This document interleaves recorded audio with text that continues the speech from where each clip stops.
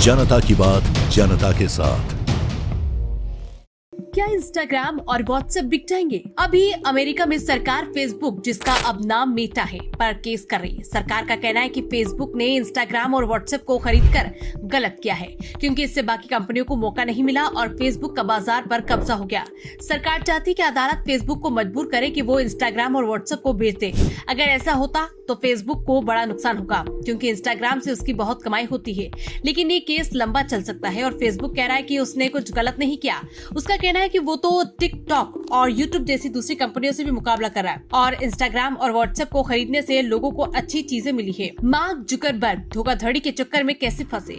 Mark Zuckerberg सीधे किसी धोखाधड़ी के केस में नहीं फंसे, लेकिन फेसबुक पर लोगों का डेटा चोरी होने और उनकी जानकारी लीक होने के मामले में उनकी बहुत आलोचना हुई और उन पर कानूनी कार्रवाई भी हुई। सबसे बड़ा मामला कैम्ब्रिज एनालिटिका का था। इसमें कंपनी ने लाखों फेसबुक यूजर का डेटा बिना उनकी मर्जी के चुरा लिया और उसे राजनीतिक विज्ञापनों के लिए इस्तेमाल किया। आरोपी की फेसबुक ने इसे रोकने के लिए ठीक से कुछ नहीं किया। इस मामले में मार्क जुकरबर्ग को अमेरिका में लोगों के सामने जवाब देना पड़ा और उन्होंने गलती भी मानी। फेसबुक पर डेटा लीक के लिए भारी जुर्माना भी लगा। अभी हाल ही में डिस्ट्रिक्ट ऑफ कोलंबिया के एक बड़े वकील ने मार्क जुकरबर्ग पर अलग से केस किया है। उनका कहना है कि जुकरबर्ग ने खुद उन फैसलों में हिस्सा लिया जिसकी वजह से कैम्ब्रिज एनालिटिका वाला डेटा लीक हुआ। केस में ये भी कहा गया कि फेसबुक ने लोगों को गलत जानकारी दी कि उनका डेटा सुरक्षित है। हालांकि ये ध्यान रखना जरूरी है कि ये केस अभी चल रहे हैं और मार्क जुकरबर्ग और अभी कुछ साबित नहीं हुआ। आपके सोशल मीडिया अकाउंट पर क्या फर्क पड़ेगा? अगर आप फेसबुक को इंस्टाग्राम और व्हाट्सएप बेचना पड़ता है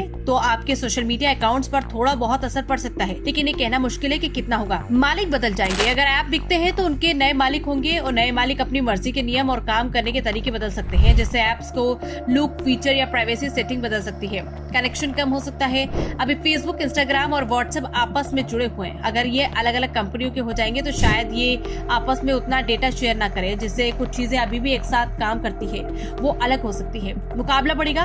सरकार का कहना है कि अगर ये अलग हो जाएंगे तो सोशल मीडिया पर ज्यादा कंपनियां होंगी। इसका मतलब है कि आपको ज्यादा विकल्प मिलेंगे और शायद एप्स पहले से बेहतर सर्विस दे। नई कंपनियां कुछ नया कर सकती है और पुरानी कंपनियों को भी सुधार करने के लिए मजबूर होना पड़ेगा। प्राइवेसी के अगर नियम की बात करें तो नए मालिक अपनी प्राइवेसी पॉलिसी बनाएंगे। हो सकता है कि कुछ लोगों को नए नियम पसंद आए और कुछ को नहीं। सब कुछ वैसा ही रह सकता है। ये भी हो सकता है कि अगर कोई अच्छी कंपनी इन एप्स को खरीदती है तो आपके इस्तेमाल करने के तरीके में कोई बड़ा बदलाव न आए। मार्क जुकरबर्ग पर जो कानूनी केस चल रहे हैं उनका आपके रोज के सोशल मीडिया इस्तेमाल पर शायद सीधा असर न पड़े, लेकिन इन मामलों की वजह से डेटा की सुरक्षा और प्राइवेसी को लेकर बातें जरूर बढ़ सकती है, जिससे आप अपनी ऑनलाइन आदतों और प्राइवेसी सेटिंग के बारे में ज्यादा सोच सकते हैं। कुल मिलाकर फेसबुक के खिलाफ जो केस चल रहा है उसका नतीजा इंस्टाग्राम और व्हाट्सएप के भविष्य और आपके सोशल मीडिया इस्तेमाल पर थोड़ा असर डाल सकता है, लेकिन अभी ये कहना मुश्किल है कि क्या होगा। मार्क जुकरबर्ग के कानूनी मामले ज्यादातर कंपनी की जिम्मेदारी और डेटा प्राइवेसी से जुड़े हैं, जिनका आपके रोज के इस्तेमाल पर शायद उतना सीधा असर न हो।